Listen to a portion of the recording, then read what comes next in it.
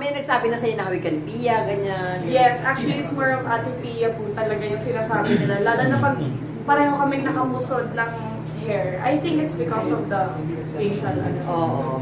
So, anong feeling naman? Siyempre nakakilig. Kasi it's a different feeling. Pag si Ate Pia talaga ang isasabi, siyempre it's her Miss Universe. Oo. Tumigil pa naman yung video niya. No, masaya na tayo kung naman ito. So, at least, di ba, nagkaroon ka na pala ng Yeah. boyfriend. So, nakailang boyfriend ka na? Uy! Showbiz. Grabe. Ah! Bilang. Sa ganda mong yan, ako ganyan ang kaganda, ano? Hindi, kasi syempre yung iba ano lang, yung mga puppy love, yung mga Hindi, bagets-bagets. yung boyfriend ka pa. talaga. Serious relationships. Siguro 2 to 3. Na, wala. Ay! I'm happy! Okay. Yun na. Yes. Ang puso ni Gabriel. Yes. no? Oo. So, makakapaghintay siya kasi may palang magsisimula Yes. yung Oo. Kung ano man, career muna talaga. Wow, Career. very good. So other than, di ba, judging, hosting, and modeling, ano pa? Aside from actually kasi after nung binibini kasi yun yung naging opportunity ko. Pero nag-graduate talaga ako as tourism student. So, dati pinaplan ko talaga mag-FA. But then, nung binibini na ako and then may iba ng opportunities, sabi ko na, ito muna. Kasi sabi naman nila, let's be honest, lahat talaga, magsasabi talaga na ang beauty kasi hindi naman yan forever. I mean, like, even sa career, may Oo. peak ka din talaga. Pati katawan, di ba? So, oo. Nagbabago. So, parang sulitin na natin while we're young. So do you have any Strike beauty for regimen? eyes. Ay, beauty regimen. What's inside your beauty bag? As someone na palaging nagme-makeup, very important sa akin na meron ka talagang skincare. And first, hindi pwedeng mawala sa skincare ko is yung serum natin every night. Kasi when you're wearing makeup, lumalabas ka, syempre nagda-dry din yung skin mo. And it's very important to drink water. At least i-achieve mo yung 8 hours of sleep kahit mahirap. So at least i-achieve man lang yon. And then next is ugaliin mag-ayos sa face. Yes. Kasi nakakatanggal siya ng pagka-puffy. And then mas balat. Dita. Hindi ko in-expect na mag-beauty queen talaga ako. Like, wala talaga siya. I was one of the boys. Yung mga gusto kong laruin is yung mga skateboard, yung mga baril-barilan. So, for the young girls naman, it's okay if hindi mo pa alam kung anong gusto mo in the future. Ma-figure out mo din yan as you grow old. And if ever naman na gusto mo maging beauty queen, don't lose hope. Lahat ng pageant na sasalihan mo, hindi lahat yon mananalo ka. But what really matters is you try and then you learn from every experience. Kasi yan din yung, kumbaga yung magmulma sa'yo for your future. Pero when you were younger, Philippines. Lahat makeup, gown, and all. Si Chelsea, 500,000. MJ, 1M. Ikaw. I Brackets think mo. I'm almost a million. Kasi during my time, lahat ng tao nagpapaandar sa social media. So lahat kami kailangan namin gumawa ng content for social media. So talagang gumagastos talaga yung mga candidates ng time namin. So magastos talaga siya. And I think that's also one reason why hindi ka din pwede mag-dive into another pageant from another. Kasi parang you need time din para i-gather ulit yung pwede mong gastos. Sources, yes. Yes. Nag-start na din ako mag-hosting. Kasi when you're a beauty queen, syempre, pupunta ka talaga sa judging, hosting, modeling. So, dun umiikot yung work ko. Kanina tinanong ni Armin, nasa anak ka, wawawin ka ba? Milton. Milton, no?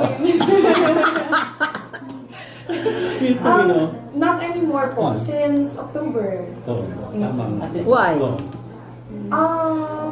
Nag-ano po sila, ang tawag dito Reformat? Yes, nag-reformat po. Paano ka napunta sa Will to Win? Audition. Meron po mga friends na nag-tap and then nag-ask if open ako to host. And then parang okay lang daw sa kanila kahit beauty queen. So nung time po na yun, nag-ano po talaga ako, nag-audition po ako, first ever. So, how's your experience with Willie? Sa show, Okay sa naman po. pag-host? Okay na. Masaya naman siya. Ang dami po talaga matututunan, like every day. And like kung how professional Sir Will is. How was it like working with your binibini sister, Roan Tamondo? Ay, fun. Actually, kasi yung feeling niya is parang hindi na siya ganun kabago. Simply because meron akong kasama from beauty pageant then during that time. So, naging playground namin siya. I wanna go back to your JCI. Paano nangyari na naging presidente ka? After kasi nung coronation na nung next queen after me, so nagkaroon ako ng question sa sarili ko na, gosh, anong next kong gagawin? Kasi syempre when you join a pageant, it's just a year. So I was thinking na parang for 4 years, I was with Binibini, knowing na pandemic candidates kami nun. So parang sabi ko na for 4 years, pageant yung ginawa ko. So I wanted to do something different. Pero gusto ko yung something na yun is may enjoy ko at the same time. So, yung first reason ko talaga to join is parang sisterhood pa din. Kasi syempre, when you join a pageant, yung mga Binibini sisters mo, uuwi din sa province nila. So, kumbaga, iilan lang din yung mga kasama ko. But then, merong nag-offer sa akin na beauty queen din na mag-join ako ng JCI. So, yun yung naging family ko na talaga, yung Hey, JCI. I know kung sino beauty queen yung nag-offer. Zara Saldua. Yes. Zara. Yes. Oo. Siya yung charter president ng JCI. So, ayun. Until now, your advocacy is mental health. Yes. But then, I realized na pwede ka pala maging passionate not only sa isang advocacy. So, now we're focusing on sa mga youth. Actually, it's called Pinay Power talaga yung pinofocus namin, which is nagbibigay kami ng knowledge sa younger ng mga babae. Yung tenure mo as president ng JCI is for 1 year. Yes. Kailan matatapos yung reign mo? Ako yung reign as president. Matatapos siya at the end of the year din. So, pag January 1 na, wala na ako nun sa position. What do you hope to achieve as president? Tara, thank you so much for that wonderful growth sa chapter namin. Kasi when it comes to non-profit organizations kasi, medyo mahirap pag all women yung chapter nyo. Knowing na syempre pag tayo mga babae, marami din tayo ibang ginagawa in life. Marami tayong gustong gawin sa buhay, itry. So nahihirapan kami mag-onboard ng mga members na gustong mag-help sa community. So we're getting volunteers, yes. Pero we're really aiming for growth para ma-amplify namin yung breakthroughs naman. Is it the only chapter na all female? We are the only chapter na all women, meaning na we're accepting everyone na nagko-consider sa sarili nila as women. Pero this is just Las Piñas. How about the other areas? How do you intend to expand yun? Meron po kaming chapters outside Las Piñas. So, merong Manila, Manilanya, meron din kami sa Visayas, sa Mindanao. So, with our chapter naman, we're focusing on sa city namin. Ano yung like community development and service? Expound yung With JCI kasi what we do is we create programs or projects. Programs like seminars na parang matututo yung mga tao around us or yung beneficiaries na gusto naming matap. And then we also have like community projects, pero we make sure it's sustainable.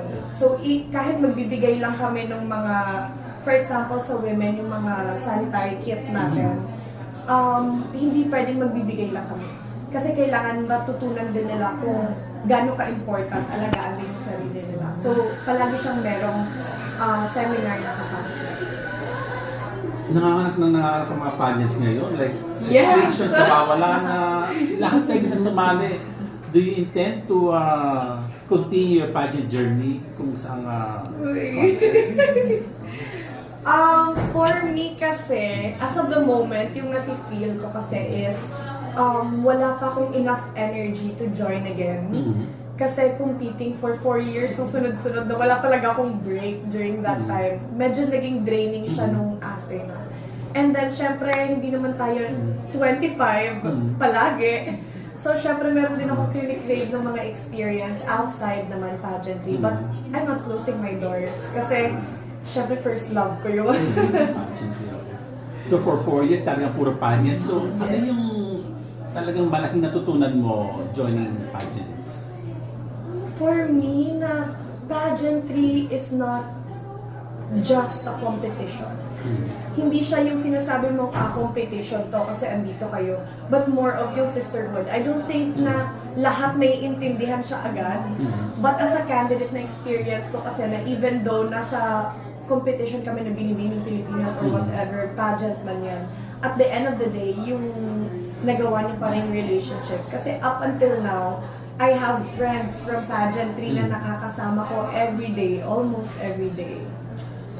Speaking of friends, meron kang dalawang Binibini batchmates sa MUPH this year. Iliana Aduana and Chelsea Fernandez. What's your message to both of them? Tatlo sila. Sino ba yung isa?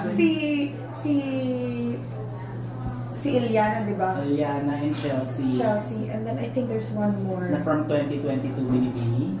Yeah, I think hindi lang ako sure. Pero ang alam ko tatlo ata sila. O sige. Tatlo. From, basta sure ako from Binibini din. Binibini din. Yeah. Sige, ano message mo sa kanilang tatlo? Alamin natin kung sino. Oh my gosh, it's going to be tough.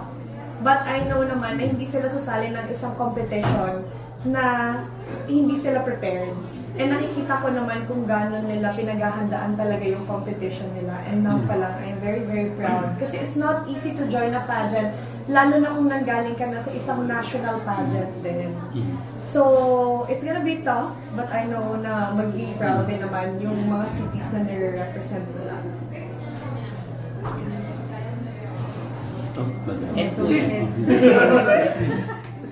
You mentioned kanina na you enjoy hosting. If you were given the chance to conceptualize your own show, anong sasuggest mo? For me kasi I really enjoy the game show. Because I feel like mas malalabas ko yung personality ko talaga. And it's something na hindi masyado nakikita ng tao kasi syempre when nasa pageantry ka, prim and proper yung ina-expect. So I want to show the other side naman of Gab Basiano. And that's what I want to do pag magkaroon ako na. Ano mga favorite mong game shows? Syempre, hindi mo mawala yung Kuya Will. Talagang inano talaga namin siya like, nung bata pa lang, yun na yung napapanood talaga namin. And nagustuhan ko din yung thrill na binigay ng Deal or No Deal before. And syempre yung Family Feud din.